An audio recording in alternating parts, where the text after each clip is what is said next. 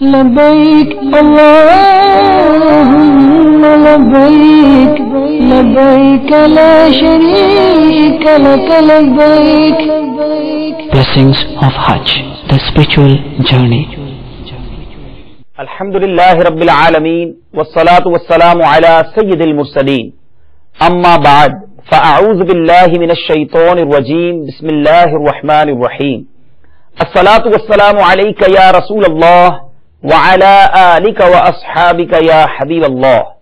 As-salatu wassalamu alayka ya Nabiyallah, wa ala alika wa ashabika ya Nurallah.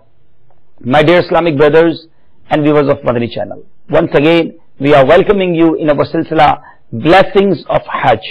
Inshallah Azawajal, in today's silsila we'll learn about very important rulings regarding intention and ihram, and inshallah we'll learn how to wear ihram. Practical, inshallah I will show you the practical, that how we wear the ihram. So be with us till the end of silsila.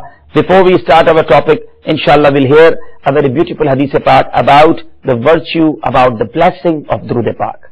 The Prophet of Rahmah, the intercessor of Ummah, the distributor of Ni'mah, sallallahu alaihi wasallam said, Allah Azza wa Jal sends 100 mercies on the one reciting Durood Sharif 10 times on me. Subhanallah.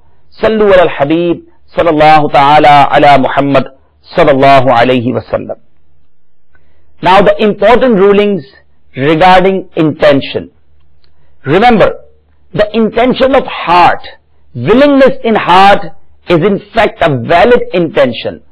Whether one makes intention for salah, fast, ihram or for any other deed, if the intention is not present in his heart, mere verbal utterance of the words of the intention is not sufficient, and such an intention is not valid. Keep also in mind that uttering the words of intention in Arabic is not necessary. One can also utter in his mother tongue. Similarly, uttering the words of intention in any language is not necessary. Either just the presence of intention in heart is sufficient.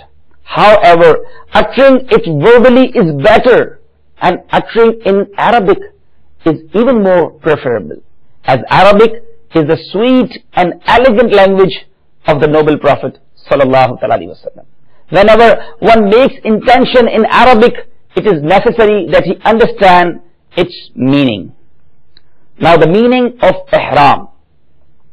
The literal meaning of ihram is to declare a thing haram, because even some halal, lawful acts become haram, unlawful, for the person who is in the state of ihram. The Islamic brother who is in the state of ihram is called muhrim, whereas the Islamic sister is called muhrima. Now inshallah I will explain you that how to wear ihram, so please watch carefully. Sallu ala al-Habib, sallallahu ta'ala ala Muhammad, sallallahu alayhi wa sallam. لبيك اللهم لبيك لبيك لا شريك لك لبيك إن الحمد والنعمة لك والملك لا. My dear Islamic brothers and viewers of Madani channel, it is my suggestion for all of you that please take 2 ihrams with you. Means one for towel and one for cotton.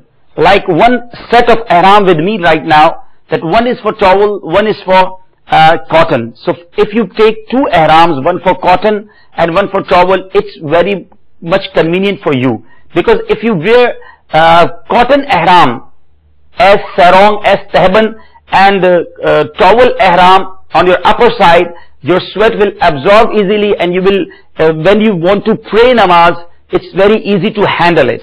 So now please watch carefully that how to wear ihram. Take the cotton one with you, and now the procedure of tahban. And it is very important to learn that how to wear tahban, how to wear sarong. Please understand and point out that there is no swin, there is no stitch on ihram. The both shawls are without stitch. So take this ihram in your hand and make together these two corners of your shawl. corners of ihram.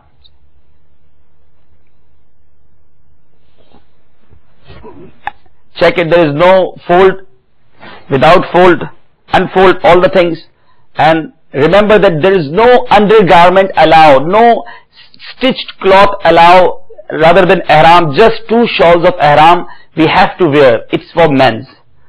So please careful about that, there is no undergarment allowed to wear, only 2 shawls of ihram which are unstitched. So take these both together and do like that. Little bit, give that corner little bit longer.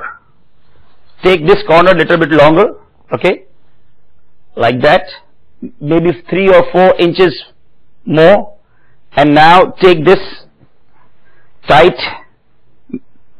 and then take here, and then here. After that, you can fold it maybe once, twice or thrice, whatever you need. And now check it, that after this fold, I do not need any type of belt to hold this ihram, and very easy to walk if you wear like that. And for that type of ihram, your sitr, your private parts is also, have a parda, there is no problem for that, no unveiling possible, inshallah. So I thought you understand that how we have to wear this, and it is my suggestion that please wear ihram before going to travel. First wear in your home, try to wear again and again, because if you start wearing, or if you start to understand wearing when you are going to Hajj or you are going to depart, then it's very difficult to understand, and if you are not able to wear properly, maybe you have a problem in your travel. So make ihram in your house 3 or 4 or 5 times, and then be careful that you are now okay with your ihram. Okay? And now take the towel one with you. How to wear the upper shawl. This is cotton one. This is towel one. Okay. This is the way you can wear your ihram.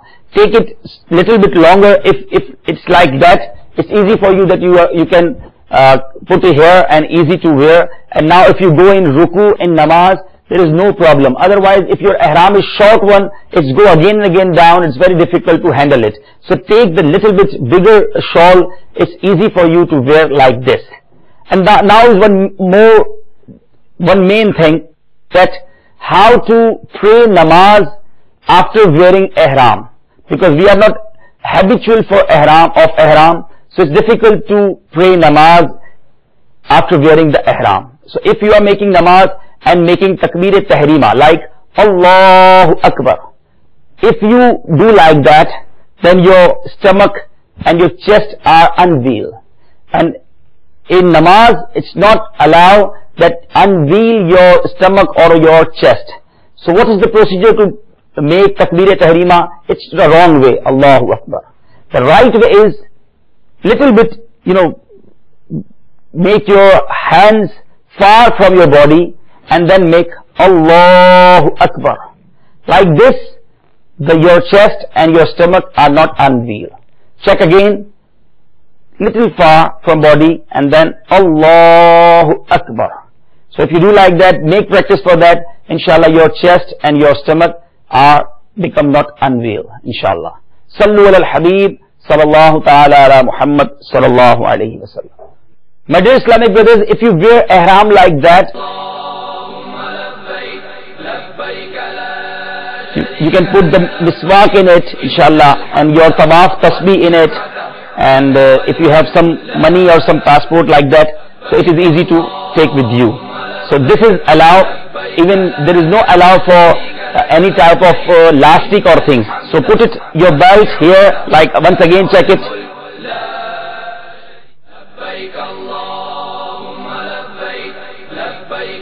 Sallu ala al-Habib, sallallahu ta'ala ala Muhammad, sallallahu alayhi wa sallam.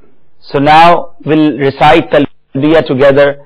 Close your eyes, recite together. Labbaik Allahumma labbaik, labbaik la sharika laka labbaik, innal hamda wan ni'mata laka wal mulk la sharika لبيك اللهم لبيك لبيك لا شريك لك لبيك إن الحمد والنعمة لك والملك لا شريك لك لبيك اللهم لبيك لبيك لا شريك لك لبيك إن الحمد والنعمة لك والملك لا شريك لك. Haram acts in ihram. The following acts are haram in the state of ihram. Number 1, for men to wear swing cloths. Number 2, to wear a cap or to tie a turban or handkerchief on the head. For men to wear gloves, no prohibition for women. For men to wear such socks or shoes that hide the instep, that is the raised middle part of the foot. To apply perfume to the body, clothes or hair. To have intercourse, kiss or touch the wife with lust. To be involved in indecent talking and activities, every sin which is haram, example lying, backbiting, misusing eyes, worldly conflicts and quarrels, is more strictly haram in the state of ihram. Hunting in the forest or even assisting in hunting in any way, eating, buying and selling meat, egg, etc. of the hunted animal is also haram. Trimming one's nails or getting the nails trimmed by somebody else or trimming the nails of someone else is haram. Cutting the hair of the head or beard, removing armpits hair or under navel hair, removing even a single hair from any part of the body from head to foot is haram. Dyeing hair with henna is haram. To apply olive or sesame oil to hair or the body even if the oil has no fragrance is haram in ihram. Shaving someone's head whether he is in ihram or not. Now the Islamic brothers, now the makruh acts in ihram.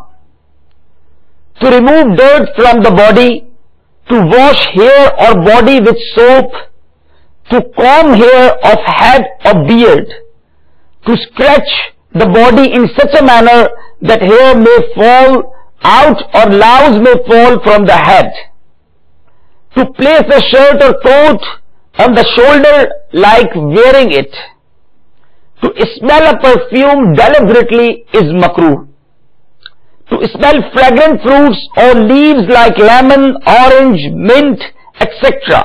There is no harm in eating such things. To sit in a perfume shop with the intention of smelling fragrance. To eat or drink such a thing in which uncooked fragrance has been added. However, if the fragrance has neutralized, there is no harm in eating and drinking it. To get underneath the cover of the holy Kaaba such that it touches the head or the face is makruh. To cover the nose or any part of the face by a piece of cloth, hence refrain from wiping the nose with the handkerchief in case of getting flu. To wear such unsewn cloth which is darn or patched. To lie on the stomach with face on the pillow. Therefore, while traveling by bus, plane, refrain from sleeping by resting your face on the backrest of the seat in front of you. It is makruh to tie a taweez even if wrapped in unsewn cloth. However, if a taweez wrapped in unsewn cloth is worn around the neck instead of being tied on the arm, there is no harm in it. To wrap a bandage around any part of the body without a valid reason is makruh. To wear makeup, cosmetics is makruh. To tie a knot at both the ends of a shawl or turban is makruh. It is permissible to tie a pocket belt with the intention of keeping money into it. However, it is makruh to wear such a belt or a string with the intention of tightening the turban. Now the permissible acts in ihram. Number 1, using miswak. Number 2, wearing a ring. Number 3, to apply kohl into eyes. However, it is makruh tanzihi for the muhrim to use kohl unnecessarily. To bath without removing dirt from the body. Washing clothes, but it is haram to do so with the intention of killing lice. Scratching at the body or the head such that their hair does not fall out is permissible. To use an umbrella or to sit under shade. To insert the ends of shawl into turban. To extract teeth. To detach a broken nail. To rupture a pimple. To remove hair from the eye. To remove circumcision to perform circumcision is jaiz, is permissible. To kill pests and harmful creatures such as rat, lizard, snake, scorpion, mosquito, fly, etc. To wrap a bandage around any part of the body except for the head and the face. Although a muhrim can wrap a bandage around the head or the face in case of compulsion, he will have to pay expiation for it. To place a pillow under one's head or cheek. To cover ears with a cloth. To place one's own hand or someone else's hand onto the nose or the head. Cloth or handkerchief cannot be placed. To cover the chin below the beard with a cloth is permissible. To eat the food in which clove, cinnamon, etc. have been cooked, it does not matter even if fragrance is still emanating from it. Similarly, it is permissible to eat the food or drink the beverage in which uncooked fragrance has been added and the fragrance does not emanate from it. To apply almond or coconut oil to the body on hair, provided it has no fragrance. It is permissible to wear such shoes that do not hide the instep, that is the raised middle part of the foot. Hence, the muhrim is advised to wear flip-flops, that is an open sandal with a thong between the big and the second toe. Difference in ihram of men and women. The above mentioned ruling of ihram apply equally to men and women both. However, there are some other permissible acts for women. To conceal the head, it is for a woman to conceal the head during salah as well as in the presence of non-mahram males, including her maternal and paternal cousins, especially her sister's husband. It is haram for a woman to appear before non-mahram males whilst her head is not concealed or whilst wearing such a thin shawl that the blackness of her hair is visible. For a woman to come before non-mahram males with her head uncovered is haram, and it is more strictly haram in the state of ihram. To tie a silk taweez on the arm or the neck is permissible for women. To get underneath the cover of the holy Kaaba such that it remains on her head. However, she should take care that the cover does not touch her face, as covering the face with cloths is haram even for a woman in the state of ihram. To wear gloves, socks and sewn cloths are permissible for women in the state of ihram. Since it is haram for the muhrima to cover her face with a veil in the state of ihram such that it touches her face, she should keep some cardboard or handheld fan near her face without it touching the face for veiling from non-mahram males. Now the useful cautions in ihram. While putting on his upper shawl, the muhrim should take care that the shawl neither touches his own head or face nor that of any other muhrim. Please look carefully. Do not do like that. Be careful to putting your upper shawl like that. If you do very fast, then maybe on your behind any muhrim is present and your shawl goes on his head. So it is not good way. Do it in polite manner. And always Be careful about your head. If you do like that and shawl come on your head, it is not good. So go with polite manner, put on your shawl like that, and then take this corner with your right hand and put it here easily. So whenever you want to put your shawl, upper shawl, be careful for that. More of the muhrims tie tahband of ihram from beneath their navel. Sometimes the upper shawl falls from their shoulder due to carelessness, exposing some part of the body beneath the navel. Such muhrims do not usually care about it at all. Similarly, sometimes thighs, etc. become exposed to other when some muhrims walk or sit carelessly. Remember this important ruling that the body of man from below the navel up to and including the knees is his sitr, that is the body parts which must be kept covered, and exposing even a small portion of it to others is haram, and it is also haram to look at such part of others. These rulings regarding veiling of man's sitr are not confined to ihram. Even when not in ihram, it is haram to expose one's sitr to other or to look at the sitr of others. One more important question: if the acts impermissible in the state of ihram occur due to some compulsion or by mistake, though there will be no sin, the penalty imposed by Sharia in this regard must be paid, even if these acts take place during sleep or being pressurized. Explanation of haram. People generally assume that only Masjidul Haram is haram. No doubt, Masjidul Haram is also within haram, but haram is spread out up to several miles around Makkatul Mukarramah with its limit fixed in all directions. For example, there lies a police checkpoint on the road about 23 kilometers away from Makkatul Mukarramah towards Jeddah. On this road, there is a signboard that reads Lil Muslimin Faqat, that is only for Muslims. Ahead of it, Abir Shamis, that is Hudaybiyah, where from the limit of haram starts. Now the time for entering Makkatul Mukarramah.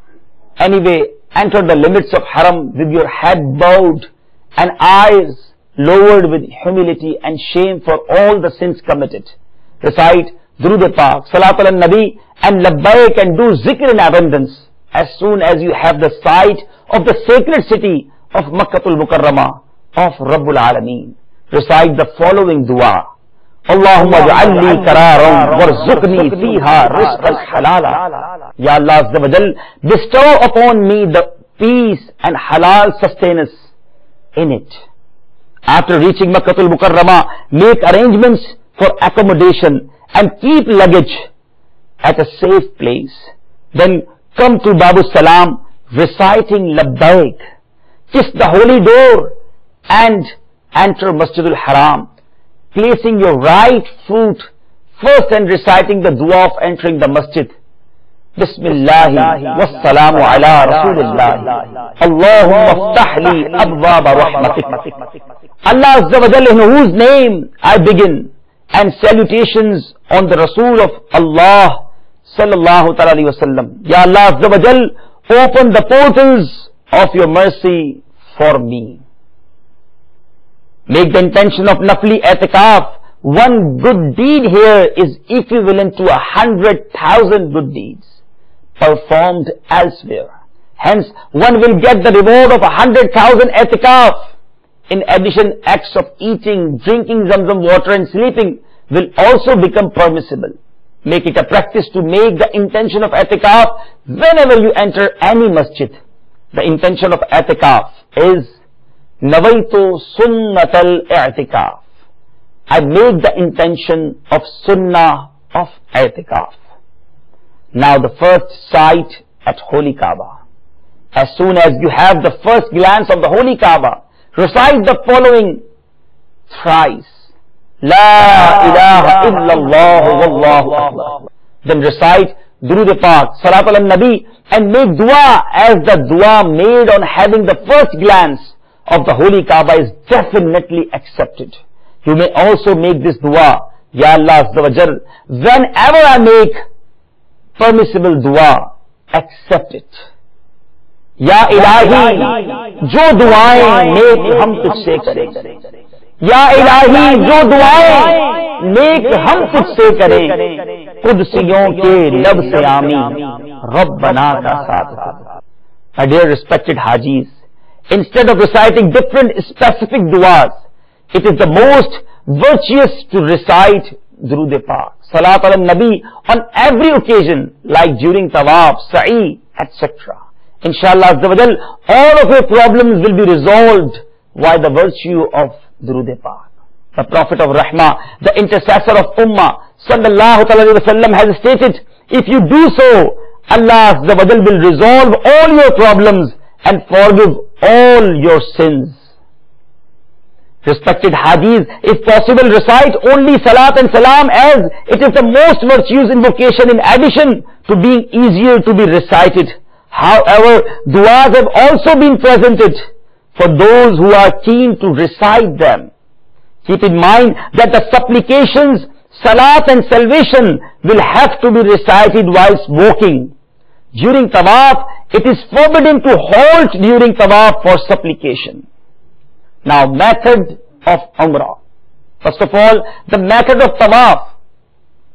Before commencing Tawaf, man should do Ibtiba, means put on shawl by bringing its one hand from under the armpit of the right hand and placing its both hand. So now, watch carefully the method of Ibtiba. Put on shawl by bringing its one hand from under the armpit of the right hand and placing its both hand over the left shoulder, such that the right shoulder remains uncovered. You are now ready for Tawaf of the Holy Kaaba. To the wall opposite Hajarul Aswad, a green tube light has been fixed which stays on all night. It helps the people performing Tawaf at night locate the direction of Hajarul Aswad. Now, in the state of Ittiba, stand up facing the Holy Kaaba, such that Holy Kaaba, Hajarul Aswad will be pointing towards your right side. Now make intention for Tawaf in the following words, without raising your hands. And dua is, Allahumma inni uridu tawafa baytika al-haram fayassirhu li wa taqabbalhu minni. The translation of that dua, Ya Allah Azza wa Jal, I make intention for Tawaf of your sacred house. Make it easier for me and accept it from me.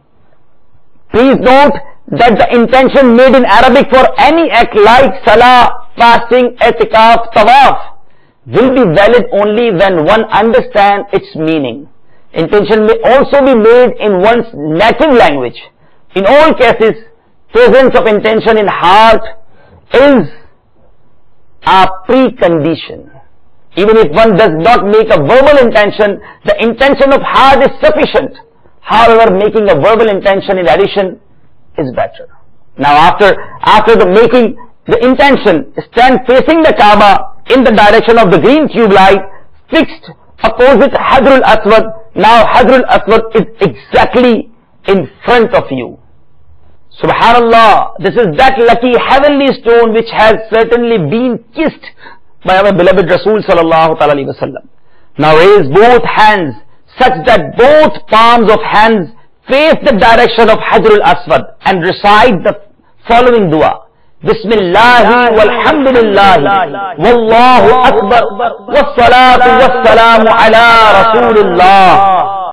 Allah Azza wa Jal, in whose name I begin, and all glorification are for Allah Azza wa Jal, and Allah Azza wa Jal is the greatest, and salat and salam be on the Rasul of Allah Sallallahu Alaihi Wasallam. Now if possible, place both palms on Hajarul Aswad and kiss in between with your palms without producing any sound. Do this thrice. Subhanallah Azza wa Jal, be delighted with the thought that your lips have kissed that sacred stone which has certainly been touched by the blessed lips of our beloved Rasul Sallallahu Alaihi Wasallam.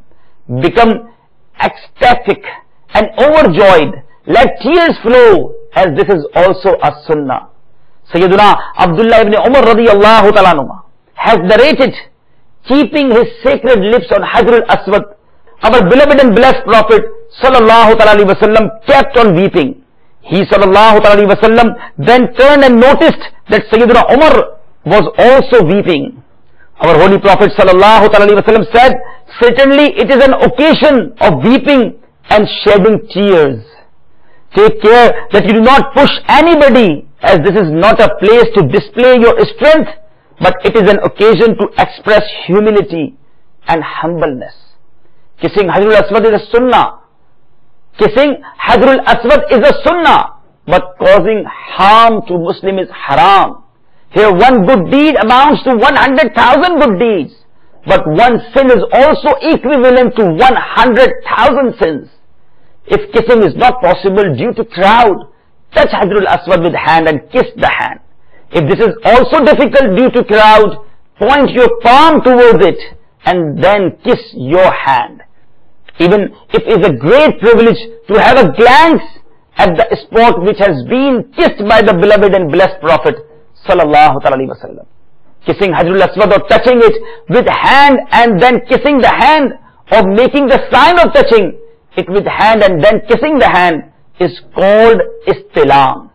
Now stop recitation of labbaik after istilam.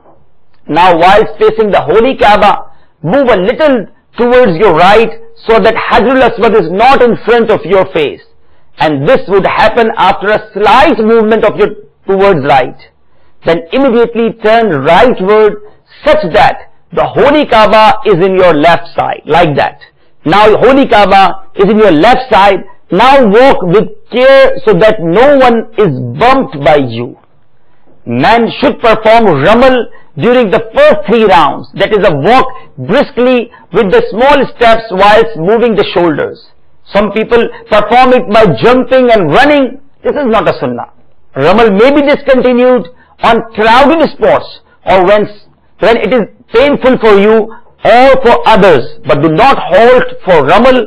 Continue with tawaf. As soon as you get a chance to do ramal, do it.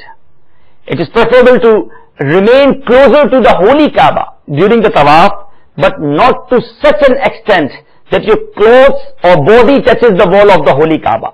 If ramal cannot be performed in case of remaining closer to the holy Kaaba due to crowd, remaining farther is better. Now during first round, recite that dua after reciting Durood Pak. Sallu ala Nabi sallallahu ta'ala ala Muhammad sallallahu alayhi wa sallam. Supplication of first round. Subhanallah walhamdulillah wa la ilaha illallah wallahu akbar wa la hawla wa la quwwata illa billahi al-aliyyil azim.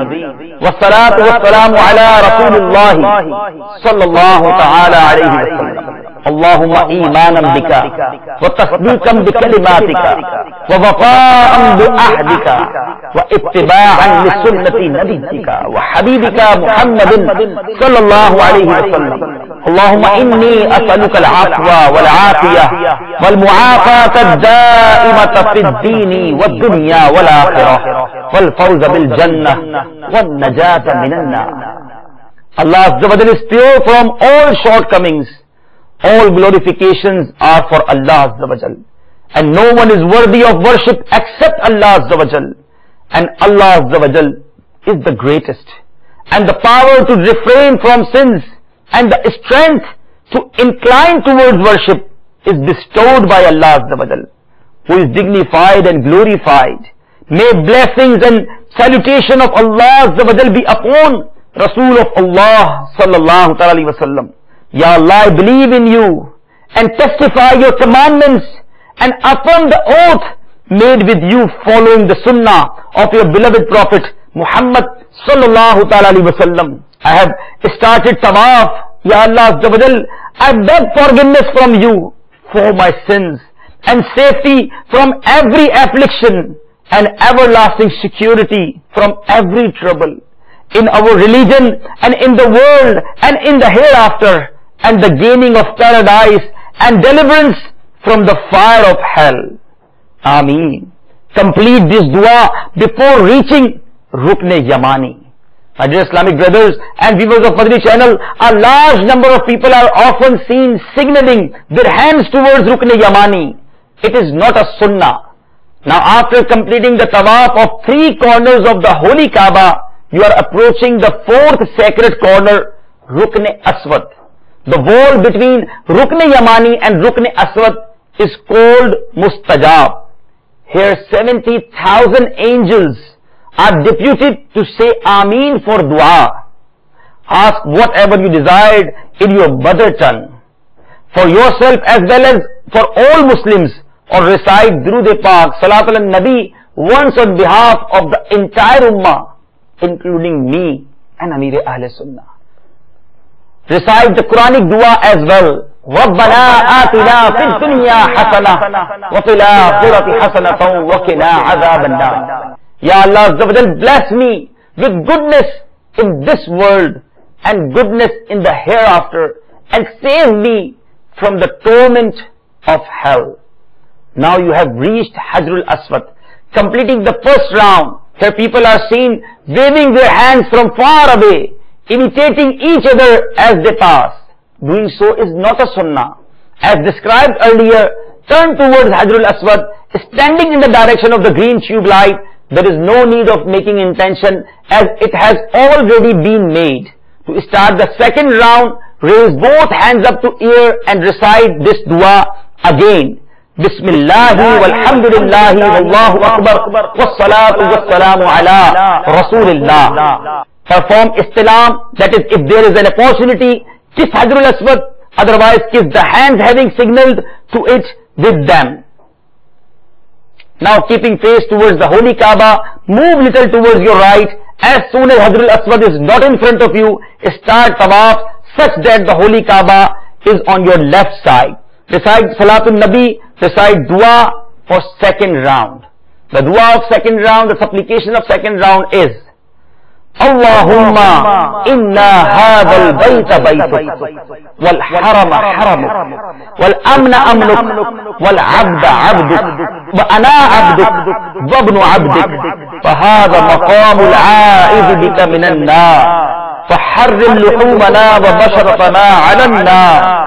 Allahumma habbib ilayna al-iman وزينه في قلوبنا وكره إلينا الكفر والفسوق والعصيان واجعلنا من الراشدين.